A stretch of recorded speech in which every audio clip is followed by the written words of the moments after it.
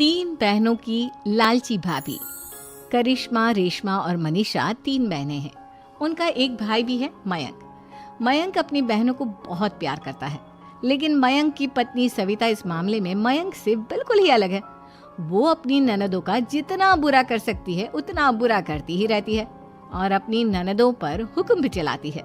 करिश्मा, करिश्मा, तुमने अभी तक नाश्ता नहीं बनाया? तुम्हारे भैया को ऑफिस जाने में देर हो रही है। हाँ भाभी, बस अभी बनाती हूँ। करिश्मा, तुम ये ढीलापन छोड़ दो। कल को पराये घर जाना है। वहाँ अगर तुम इस तरह से काम करोगी तो लोग क्या कहेंगे कि माँ ने और भाभी ने कुछ सिखाया नहीं। और तुम्हारी दोनों बहनें कहाँ हैं? रेशमा मार्केट गई है और मनीषा सो रही है। क्या? सुबह के 8 बज रहे हैं और ये महारानी अभी भी सो रही है? ये कहते हुए सविता अपनी सास दुर्गा देवी के पास जाती है। माँ जी, देख रही हो अपनी बेटियों के तौर तरीके? क्या हुआ बहू, सुबह सुबह क्या कर दिया मेरी बेटियों ने? अरे एक तो अभी अभी उठकर किचन में गई है, दूसरी सुबह सुबह बाहर चली गई और तीसरी अभी तक सो रही है। क्या करूं मैं इन तीनों का? मैं तो परेशान हो गई हूँ। जा जाकर उठा उसे और रेशमा से मैं बात करती हूँ। सविता सीधा मनीषा के कमरे में जाती है और उससे कहती है, महारानी जल्दी उठो, सूरज सर पर आ गया है। भाभी थोड़ी देर और सोने दो ना, मैं रात को लेट सोई थी। वो क्या है ना, यूनिट टेस्ट चल रहे हैं। शराफत से उठती है या नहीं, या फिर पानी की भरी बाल्टी डालूं तेरे ऊपर? नहीं नहीं भाभी, मुझे बिस्तर में नहीं नहाना, उठती हूँ मैं। मनीषा जल्दी से उठकर बाथरूम में चली जाती है। सभी आराम से बैठकर नाश्ता कर रहे होते कि तभी रेशमा बाजार से हाथ में सामान लिए आ जाती है। रेशमा को देखते ही सविता उस पर बरस पड़ती है। लो, आ गई महारानी। ऐसा भी क्या सामान लाना था जो सुबह आंख मलते ही बाजार की तरफ रवाना हो गई? भाभी, कल आप ही तो चीख रही थी कि घर का सारा सामान मुझे ही लाना पड़ता है, घर में किसी को भी किसी काम से कोई लेना देना नहीं है। अब मैं बाजार जाकर सामान ले आई तो आपको इस बात से भी तकलीफ हो रही है? देख रही हो माँ जी, अपनी बेटी की जुबान कैंची से भी तेज चलती है। और मयंक, आप तो कुछ कहेंगे नहीं अपनी लाडली बहन को? रेशमा, अपनी भाभी से ऐसे बात नहीं करते। चलो माफी मांगो। भैया, मैं क्यों माफी मांगू? आप भाभी से बोलिए ना कि हम पर कम हुक्म चलाया करे। हम इस घर की बेटियां हैं और आपकी पत्नी की ननद है, नौकरानी नहीं। लो कर लो बात। इनकी भलाई के लिए कुछ भी बोलो तो इन्हें बुरा लग जाता है। इस घर में यही इज्जत है मेरी। देख लो माँ जी, आपकी बेटी किस लहजे में मुझसे बात कर रही है। सविता वहाँ से चली जाती है। मयंक को बहुत गुस्सा आता है, वो भी वहाँ से चला जाता है। फिर करिश्मा रेशमा को समझाती है, रेशमा, तुम्हें भाभी से माफी मांग लेनी चाहिए थी ना। लेकिन दीदी, मैंने कुछ किया ही नहीं, तो मैं माफी क्यों मांगू? हाँ करिश्मा दीदी, रेशमा दीदी जैसे ही घर में आई भाभी ही उन पर चिल्ला रही थी। हाँ, मैं मानती हूँ कि गलती भाभी की थी। मैं तो इसलिए बोल रही हूँ कि भाभी ने माँ को तो पूरी तरह अपने वश में कर लिया है। वो हमारी बात सुनती ही नहीं। मयंक भैया हमारे लिए हमेशा खड़े रहते हैं, इसलिए उनकी बात का मान तो तुम्हें रखना चाहिए था ना। कोई फायदा नहीं दीदी, कुछ दिनों की बात और है, भाभी उन्हें भी हमारे खिलाफ भड़का देंगी। फिर वो भी माँ की तरह हमारी किसी बात का विश्वास नहीं करेंगे। इसी तरह सविता अपनी तीनों ननदों को किसी न किसी बात पर परेशान करती रहती थी। एक दिन मयंक अपनी तीनों बहनों के लिए गिफ्ट लाया। क्या रेशमा, ये तुम्हारे लिए हार का सेट। रेशमा, तुम्हारे लिए सुंदर सी ड्रेस। और मनीषा, तुम्हें किताबें पसंद है ना?